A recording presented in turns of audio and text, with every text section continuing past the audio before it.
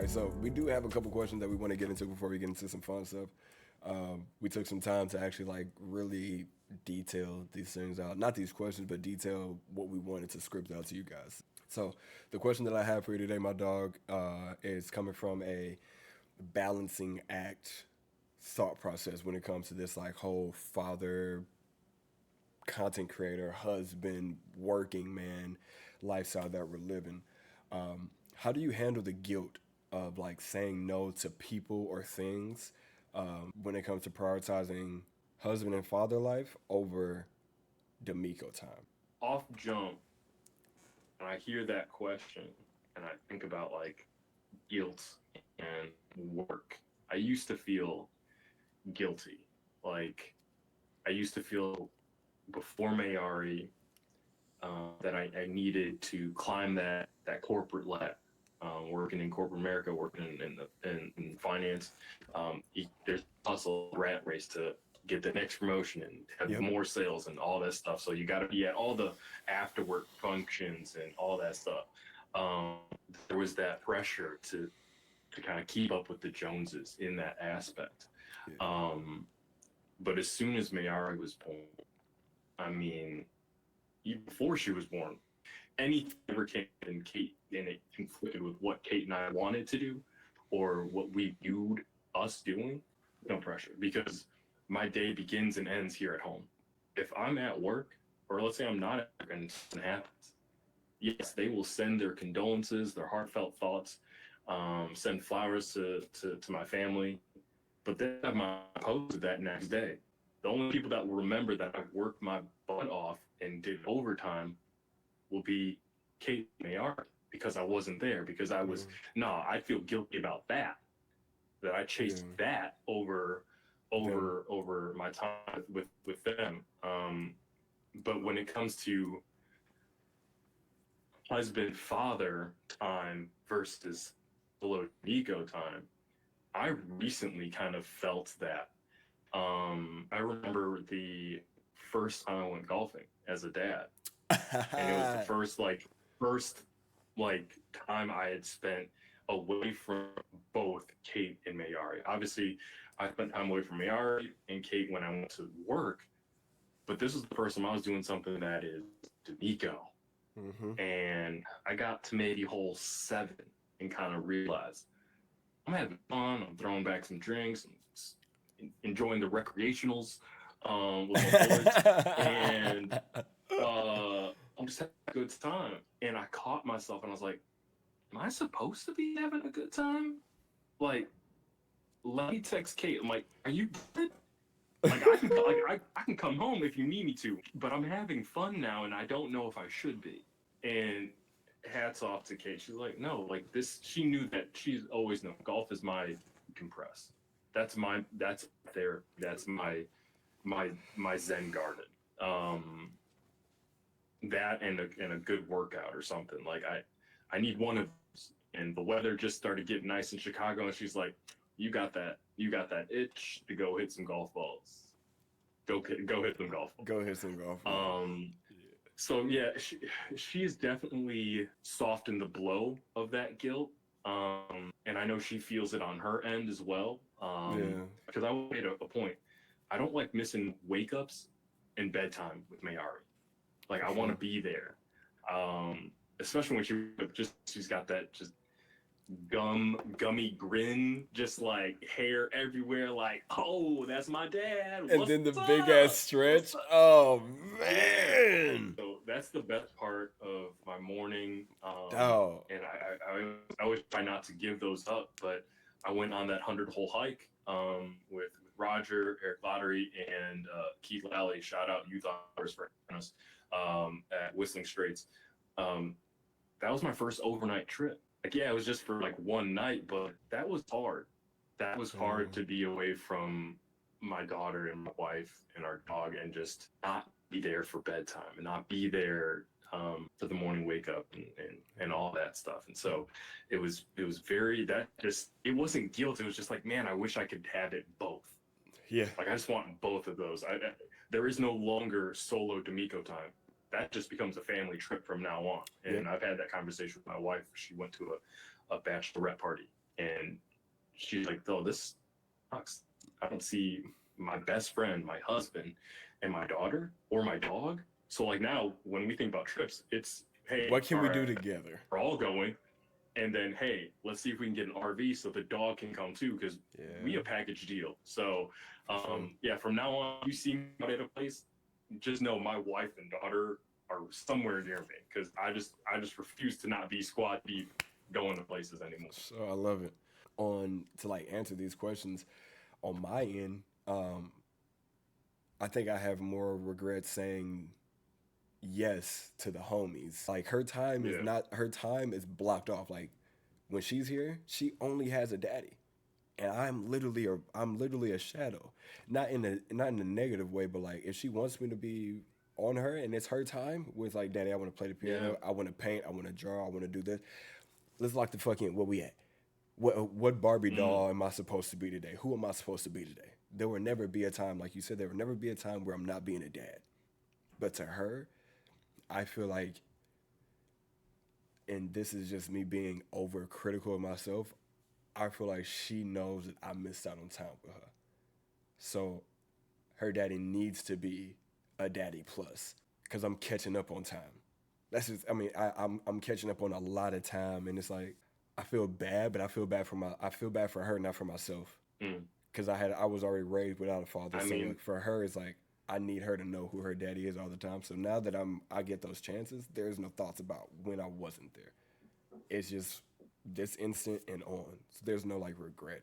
no, yeah, I get that. I mean, in here, if you ever, I mean, you might need to get like a quick latch release thing for the camera. If baby girl wants to go play with some Legos, take this podcast on the go. Like that's what this is about. Yeah, for Like sure. like at a drop of that, I'll take this camera and like luckily it's Mayari's bedtime, so like she's not coming in here, but maybe one day we have a live episode with the baby Yeah, I'll girls have and Shorty over here. see what happens. She would Yeah. literally run the show for half the time. So how do you navigate like the evolution of like seeing your daughter grow and like finding joy in those stages? It there are the joys and then there are the trials for sure. And Yeah. that she's when she slowly started becoming more mobile and crawling fast and then trying to stand up and then trying to stand up real fast and then trying to walk and then trying to really walk. And I remember when she first started moving, I felt that helicopter parent kind of come out. Like, yeah, we got baby proof around, but like nothing's really 100% baby proof. Like in my head, I could hear the visceral cracking of a skull hitting the hardwood floor, and I could just it provided an anxiety that I'm like, I don't ever want to have to I don't like this. deal with that. And I've seen videos where they say, as a parent, like, be careful when you send your kid to the ER because, like, they have you go through so much paperwork because they're trying to make sure that you didn't hurt your child. And Mm-hmm. that's right. But to have to talk to DCFS about whether or not you hurt your child when you know they just tripped and fell, like, that anxiety is not an anxiety that I want to have. So I'm gonna be like, I'm like, can we just wrap her in bubble wrap and like, we good? But For I the rest of like the day, when she please. started, yeah, like when she started walking, I caught myself. She had to try to make that first big step, and she was either going to fall on her face or she was going to catch herself and start walking. And that first she made that step, I felt myself literally jolt toward her, but then pulled my hands back because I was like, no, I gotta Yep. let her do this. If she doesn't do this, she's not gonna walk, and I want her to walk. Like, and she was doing this at like 10, 11 months, and I was like, I mean, one is the benchmark. So I'm, oh, she's walking sooner. She's advanced. I'm like, all right, cool. Like, so I had to restrain myself. I'm like, all right, my baby's a genie. Like, let her do her thing. Let's talk about that line from I believe it's Pineapple Express, where the guy's like, I'm trying to get a motherfucking scholarship. Like that's what we're That thinking about for motherfucking our scholarship. girl, motherfucking scholarship. Yeah, so hopefully, I don't helicopter too much, and I leave her that space to grow and just stretch herself Yeah. in any way that she can. But it's yeah, it's the balance of those trials and the joy of it, because in that moment I was having an anxiety attack Yeah. of my baby hitting her face on the floor. Immediate joy of her walking, and I'm like, oh, okay, all right, we walk in now, and now I'm freaking out because I'm like, all right, well now you walk into the kitchen, in the bathroom, you're an eye line of our dog. So I wanna like ask a follow up question when it comes to. Do you Yeah, think? Hold on, real quick. Do you think we're burning too much time? no, Cool. Let's we keep it can split this first episode. Yeah, we could just always split this first episode into two. for So sure. like, yeah, let's just keep this going. Let's Let's go. just Let's keep talk. it Let's going. talk. Let's talk. Okay. So to piggyback off of what we just talked about. So how do you and Kate feel when you see those wheels starting to turn in Mayari? My baby's a genius. There we go. I was waiting for you to fucking say it. The Like, babysitter's been saying it for so long. I'm so glad you said it. yeah, like my baby is straight up a genius. Like, no offense to any other baby, but like my baby's a fucking genius. I don't My baby suck. I'm riding with Mayari all day. What's up, Chi-Town in the building? think. South side. Yeah, I mean, she's making the connection. She went through that same phase of, I remember her first word, her first time saying something, and I won't say it's her first word because she didn't make the connection of what it was. Her Mm-hmm. first uttering was dada. And so Kate Yeah. and I were like, oh, she said dada. Now, mind you, I want to be called Papa, but that's a story for a different day. But I'm like, oh, she's a genius, and like daycare is always saying like she's so smart. I see hundreds of kids. Your baby is smart and very sweet, and like that's what every parent wants to hear Mm-hmm. when they pick a child. Um, like, but we're teaching her how to sign, so that she can communicate even when Damn. she can't. So like more when she wants more food, she does that sign. Yeah, This one? Yeah. when she wants she makes that sign. When she's all done. Oh, all Like she's like, I done. don't want it anymore. All done. All. Um, but we're trying to get her to learn mama, papa, um, grandma, grandpa. Like we're trying to teach her all those things, but like she knows, she understands it, Yeah. and now she's heard Kate tell to me like, "I love you." She'll mimic that in her baby tongue and say like, "I love you," and she'll I follow love that you. cadence. I'm like, yeah, my baby's a genius. My baby's a Ah. genius. She's like, her first words though for sure were puppy, point at our dog Lincoln and say puppy, and then apple because she loves applesauce. But Oh, because dude. because puppy and papa are similar, she'll point at me and also call me puppy. So there might Puppy. be a chance where she calls me poppy. I don't know, She just turned poppy, into a but Dominican whatever. baby. She's white, I mean, Filipino, and black. She's now Dominican. Papi. I don't. Yeah, I guess that's how it works. I guess that's. I Oh, don't know. that's awesome. Yeah, but yeah, I legitimately think my baby is a genius. Now it's waiting to see her athletic prowess come in and That's what I'm see waiting what for, she does. Magoose. Yeah, like Penelope likes Yeah, things. Like she likes tumbling, and like we've taken it to a couple of University of Oregon events. Like we've taken it to a men's, women's basketball game. We've taken it to a tumbling event. Um, she's been on like the floor. She's met some of the coaches. My best friend Adi, shout out to Adi. She's been on one of the podcasts. She's the career development coach for the University of Oregon women's basketball team. So Penelope's been around a lot of really dope like women, a lot of mm, strong women, including my wife and her mom. So yeah, honestly, I'm just truly waiting on her to want to get into sports. And I think that's when Daddy can get into it. She thinks she's fast, and I ran track. So like that's like one thing that I'm like, if she really wants to sure. get in this, like I want to like turn her into like a fucking like a beast. And even if And she wants to like she shoot, wants to University of hoop, Oregon ain't no joke. hey now I told her all the time like we drive past Hayward. I'm like the people who have touched this grass, this not this specific course, but the people who've touched this Hayward name are so influential, strong, groundbreaking. you can be the next one. No matter what you want to do, especially here at the University of Oregon, you have an inside track because daddy knows so many people. You know what I'm I saying? ain't never been to Oregon. We talked about it. Like we think about Honestly, where we want to retire. Like we will move to whatever city she goes to college, just that's because exactly what I'm why saying. Wherever like Penelope why wants not? to go to college, I'm I'm not there. missing bedtime.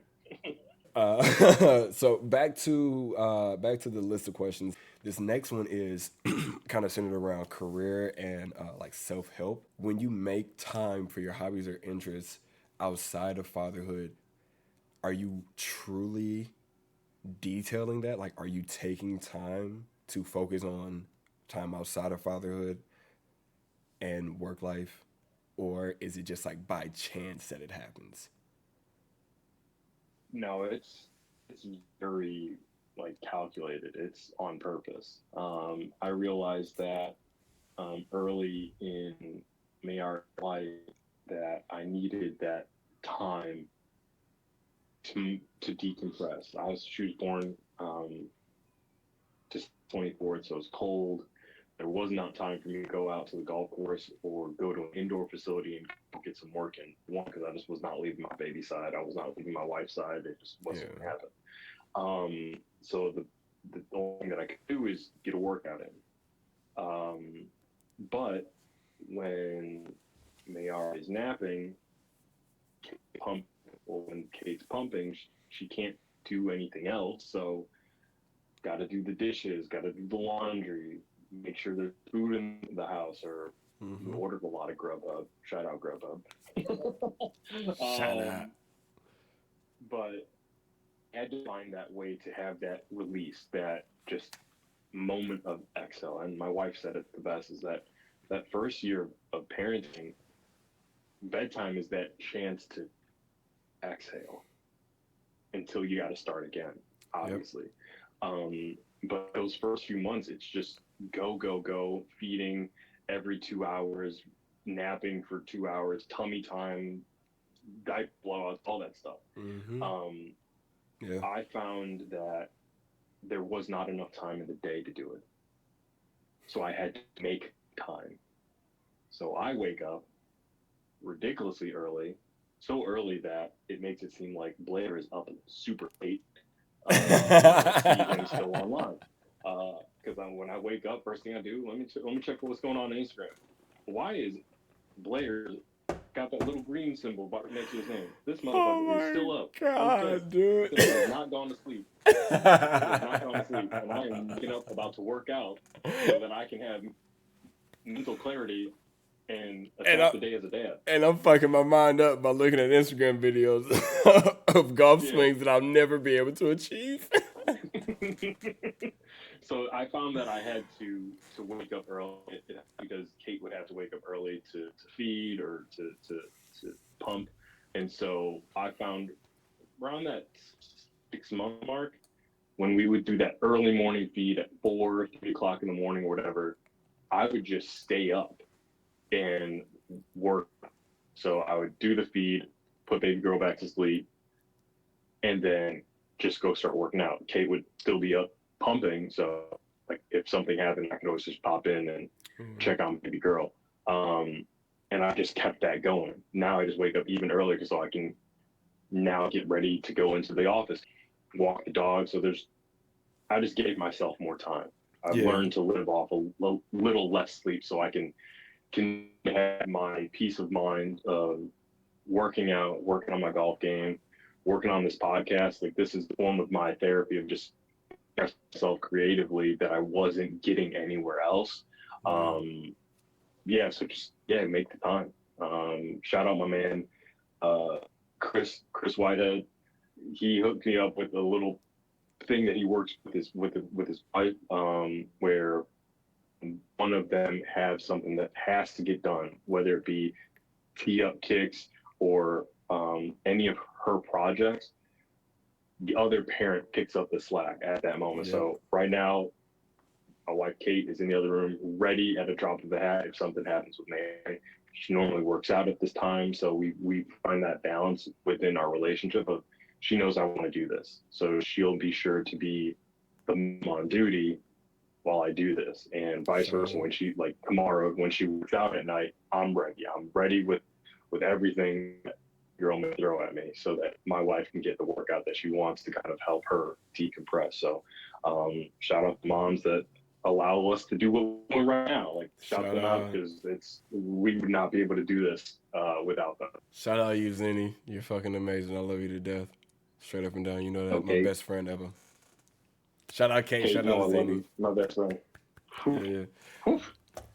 Yeah. They said it throughout time. Behind every strong ass man in the world, there's an even strong ass woman, and I feel like Kate is. Real. I feel like Kate's a goat. I feel like my wife's a goat. So, especially to have to deal with two men who really are spending time doing things like this. This podcast is not for the weak. So, for them to hold us down in these moments, like really truly, shout out to y'all.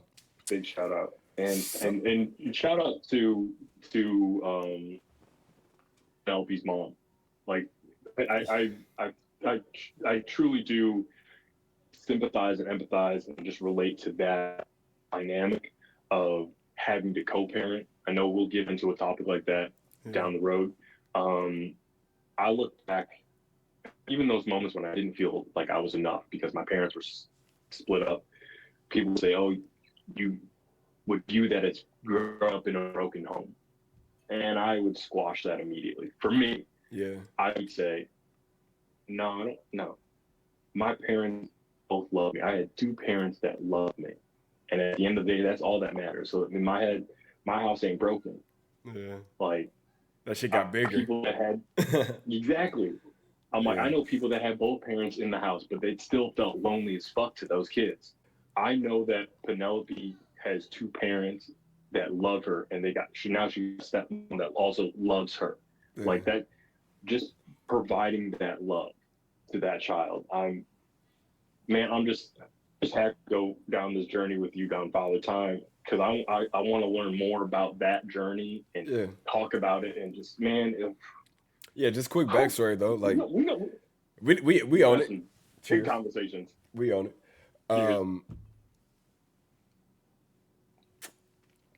Quick backstory. Penelope's mother and I. So Hannah, I never call her my baby mama because I hate that term. Penelope's mother and I. So Hannah has her boyfriend Ryan, who has off and on been a great father figure in Penelope's life while I have been absent. I used to hate that, but knowing who he has just like shown Penelope a great male relationship with her mom, right? And then she has Alma, my wife, aka Zini. You guys would know her as Zini. Zini and myself, right? So her true parents, always classify our partners as being bonus parents. So there's never a moment where, like, if you look at it, Penelope we all hang out on Sundays, we eat dinner together.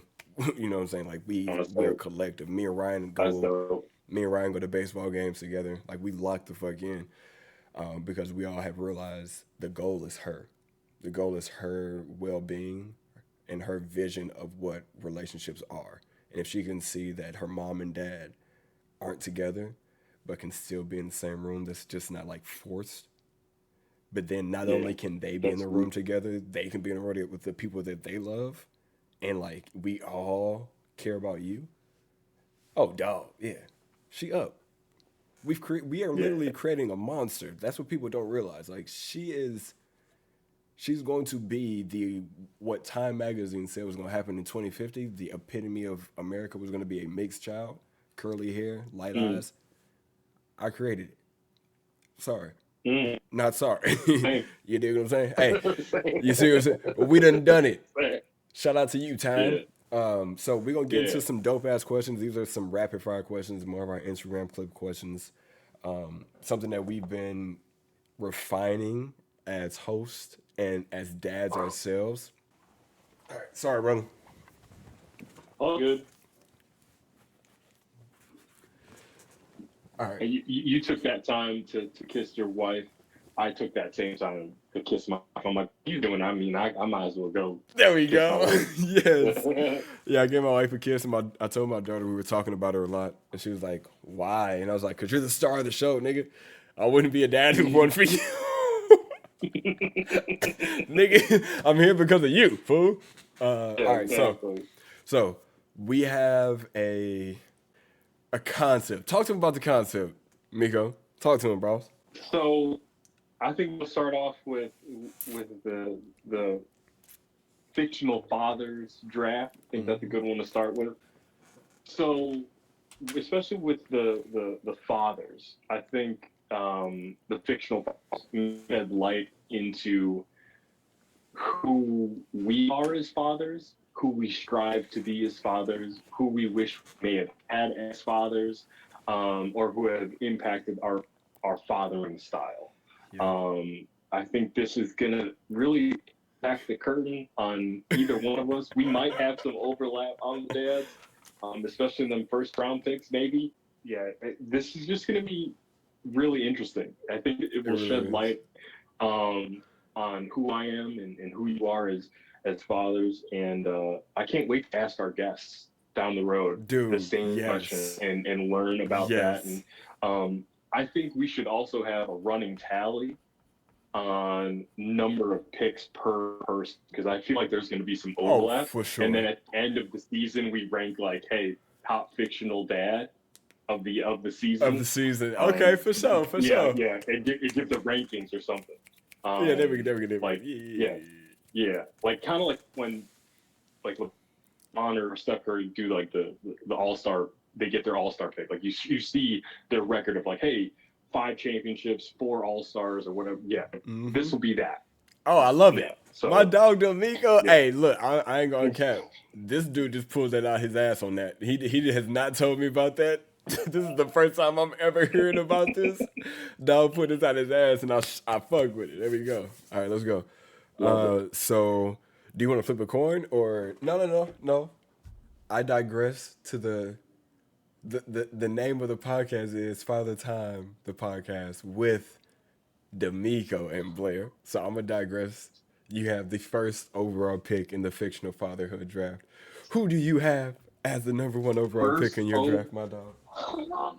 First overall pick. I have to feel back into it. All right. So the first overall pick in the fictional father's draft, I'm choosing the GOAT, Mufasa. Ah! That's it, Mufasa.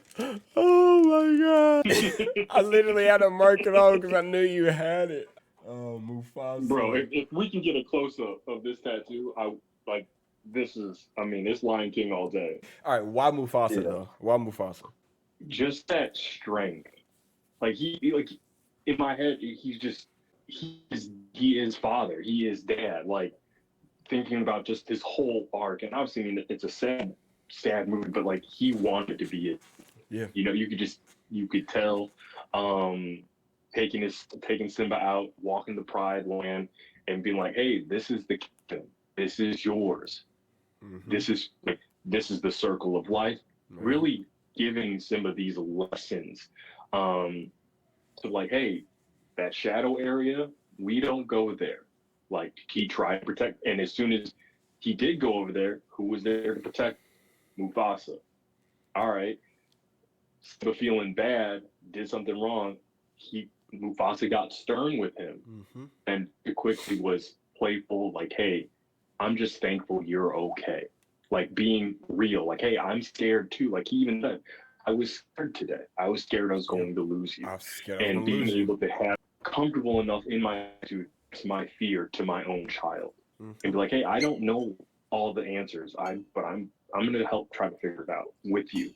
And then even after death, like, yo, remember who you are. Oh, like, bro. You are a king. You are my son. You are the next king. Like that, like, I want those lessons to reverberate into Mayari when I'm dead and gone, I want her to remember who she is. Remember the person that she's always been. Don't let anyone make you forget that. Never shrink down to make other people feel comfortable. You be you. Oh man, all right, You know? cool. So shout out to you for stealing my second overall pick. But you didn't steal my first overall pick. This man came into this character's life when his dad popped in and dipped out and gave him a hug and told him pretty much the same thing, but he was like, "I'm here for you. You don't need him. You good." My daddy, number one fictional daddy of all time, is Uncle Phil. Even though his name is Uncle Phil, we're gonna put Phil Banks as the number one. My number one pick is Phil Banks.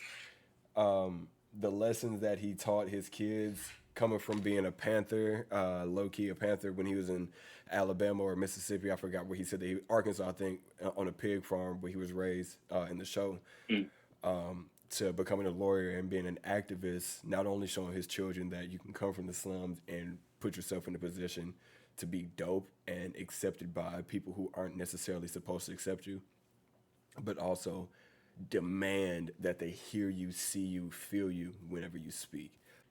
All right. So for my second round pick, I'm choosing a man. I don't know if you don't. I don't know if you watch the show. This will only tell. Randall Pearson from Random. This Is Us. From This Is Us. Sterling K. Brown. That's my.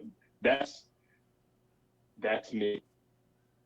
In the show, he can goof, he can be silly. His wife is his queen, but he has very serious He has some of the feelings. most emotional moments on that show. Yes. Yeah, Randall Pearson, and Yes. then obviously the dynamics of him being a father to to his kids, and then adopting Deja, and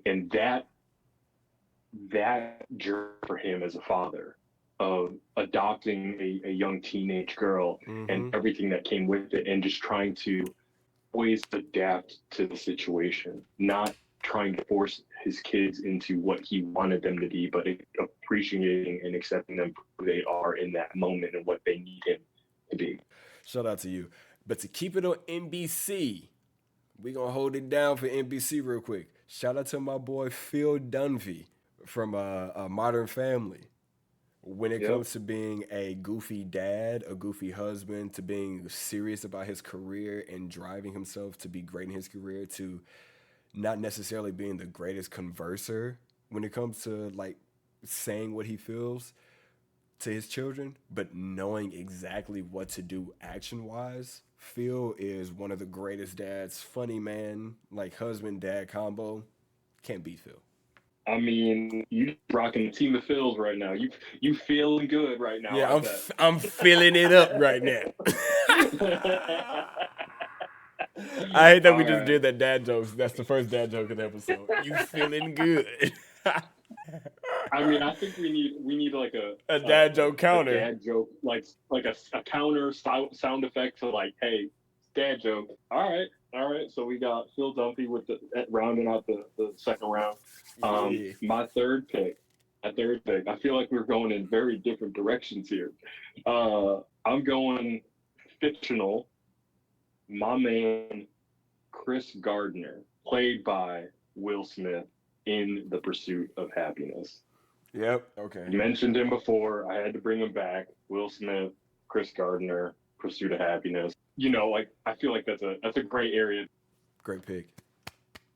Great Yeah. fucking pick. I mean, All I'm the snaps. it's the most gut wrenching scene, and I never Holding experienced the this with my leg dad. on the door. Yeah. I never experienced that type of struggle with my dad, but the theme of that I said about my dad earlier, that just relentless dedication of just providing, Yeah. and just what I'm going, like you said with Penelope, there's nothing you won't do to make sure she is safe Yep. and gets everything that she deserves and out of you. I felt that. I felt all of that, and you mentioned like being a dad or being a father isn't limited by your gender. Like I think about my mom, and in those moments where in that where Will Smith, Chris Gardner, was looking at um, his partner, the mother, um, like how you can leave this child alone, like and feeling that and be like, all right, well then we're gonna figure this out without you. Like that's fine. Yeah. Like just I felt that with my mom the first 12 years of my life. Like she never made me feel like we were wanting. Like, no, we good. I got us. So shout out single parents holding it down. Shout out to the co-parents holding it down together. But like Chris Gardner, round three, that's Pick it. three. I love it. All right, so pick three for me. And like you said, we are on different wavelengths when it comes to this. Pick three for me. Funny dad, stern dad. More funny than stern though. Michael Kyle from My Wife and Kids. One of like my favorite TV shows. But no, the dad in the show is good. He stood up for his wife in a lot of situations, made sure that his kids understood the value of being a black person in America, striving for greatness, working hard for the things that you needed to work hard for. Um, Mm. and I think that's really great. All right, who you Um, got with number four? so with my fourth pick, I'm picking, and I can probably with some certainty that you're not picking this person. Bandit Healer from Bluey. The dude. Yeah, I'm picking the cartoon dog. That is because Bluey's just on repeat in this household, Yeah. and I this this show is the way I've described like Ted Lasso is an adult version of Sesame Street, Yeah. addressing very real emotions in a very playful way. Yeah. I would say that Bluey is like a cartoon version of Ted Lasso. It it Really? it has that well, not yes and no. It has that New Zealand type of humor. Um and Bandit, I mean, he's just an every dad. He's just an every dad. They tackle a lot of issues. Like he works on like an oil rig, like 6 weeks at a time. And so like the moments where he has to say good to his family before he goes on the trip, and the daughters are like, "Hey, no, don't leave. We're still playing." Shout out Oh Bandit. man. I just recommend watching an episode from the standpoint as a dad and just taking the lesson of whatever is being discussed. I would, if Disney recommend it. Each episode's only 8 minutes. It's a kids show. So Kate and I, and if you see on TikTok, you'll see the trends. It's the parents put on Bluey for the child. The child has left the room. It's just me and Kate. We're watching Bluey. We're like, oh, this is a good. Right? Did you see this episode? Like, yeah, it's that. So shout out Bandit Healer. Shout out the creators of Bluey. That is the best show ever. My fourth pick for fictional dads is the ultimate dad, teaching his son the lesson of you win some, you lose some, but you live to fight another day. You be a man, stand on two toes, fight with your hands, get a job, stand on your own too. OG Willie Jones from Friday. Will Next Jones, Friday, Friday Sweet after Dick next. Willie. Oh, you heard about that? They call you Dick I heard Willie. they call you Sweet Dick Jones. But no, like anytime you can have a dad who starts a TV show off by like literally giving his son the smallest message of every time I'm in the kitchen, you in the kitchen, eating up everything I work for. When you gonna get a job? The word of the day is JOB. Job. To see Craig's growth in the movie based off of the message of his father. And the one time there was issues and he was going to go down a darker path, God put his dad back in his life to tell him, handle your business. Like if you done some dumb shit in the streets, eat it. You gotta eat that. And Yeah. I think that's kind of like my mom a little bit. That's why Willie Jones is on this list. Because Darlene was like, you want to do some dumb shit with your friends? You got to deal with them consequences. I'm here for you. I'm going to give you advice, but deal with them consequences. But you're not going to do them stupid. You're not going to put all of us in danger because you want to do some dumb shit. So shout out to Willie Yep. Jones. And rest in Shout out. peace. Rest in peace. It's that scene right before Craig is about to shoot Debo, and will it, he's like, just give me the gun. Like Yep. in that moment, to have present of mind, like, just give me the gun. Just look at me and give me the gun, and just whatever it is, it's gonna be. You But win don't some. go down this route. Who you got as number? Who as your last pick, fifth pick in this draft? Fictional fathers. So it was such a tough one for me because I was gonna pick a dark horse pick, um, but I'm gonna go with my man Bob Belcher from Bob's Burgers. Oh, I hate you. That's fine. That's how I'm rounding off my team with. Oh, Talk about support. Talk about support in everything that his kids are and weirdos and just goofy altogether. He is just there, just trying to make a burger. So I'm Bob Belcher, and then the relationship he has with Linda. I mean, there's just so much love there. I love it. I just love it. they All of legit. it. All They of the legit Belchers. are some of. They are legit some of the greatest like dad mom combo. Like that love that they have, crazy. But my backup is Tony Stark from the Iron Man series. The entire time, all he was trying to do was create a barrier around the world to protect Pepper Potts. And he decided that he did not want to step back into the world of superhero because he had his daughter. He knew what was going to happen to him. He knew that the only way to save his daughter was to sacrifice himself, to know that that's who he was, to have like a plan set in place to like leave a message for your daughter, to again try and build a suit of armor to protect the world in order to protect your wife, who you knew was going to be the mother of your kid, was awesome. And there's no, in my opinion, as a person who loves film, there is no greater scene besides the scene Matthew McConaughey screaming through the bookcase in outer space in Interstellar. There's no greater scene of a father daughter, father kid relationship than Love You 3000 at the end of Endgame. Yeah. So Tony Stark is my last dad. Man, I was not expecting that. I mean, you don't forget that Tony's a dad, but I definitely wasn't prepared for him to be on the top five. Like To me, in just my head, it wasn't. I think about it as like everything he was doing in every movie leading up to that movie made him a great dad. Because he knew he loved Yeah. Pepper. He knew that Pepper was his end all be all. And he knew what Mm. could happen if he was with Pepper. The ultimate goal as a married couple is to have a kid.